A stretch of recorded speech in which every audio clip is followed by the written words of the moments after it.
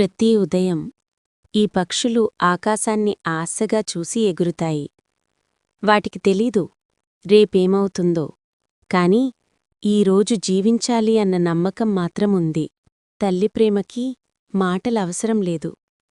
ఈ చిన్న పక్షి కూడా తన పిల్లల కోసం ఆకలిని మరిచి తిరుగుతుంది. కొన్నిసార్లు పక్షులకు ఒంటరితనం వస్తుంది. కాని అవి ఏడవు, మళ్లీ రెక్కలు చాపి ఎగురుతాయి. వానలో పక్షులు, వర్షంలో తడుస్తూ చెట్టుకింద ఆశ్రయం తీసుకున్న పక్షులు. వానవచ్చినా, తుఫాను వచ్చినా ఆకాశాన్ని నిందించవు, ఓర్పుతో ఎదురుచూస్తాయి.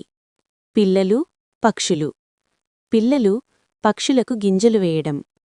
మనిషినుంచి చిన్న దయ దొరికితే ఈ పక్షుల కళ్లల్లో ఆనందం కనిపిస్తుంది. చిన్న సహాయం కూడా ఎంత పెద్ద ఆశగా మారుతుందో అవే నేర్పిస్తాయి. పక్షులు చెప్పే కథ ఒక్కటే: భారం ఉన్నా ఎగరాలి, భయం ఉన్నా ముందుకు పోవాలి. జీవితమంటే రెక్కలు విరగనివ్వకుండా ఆశతో ఎగరడం.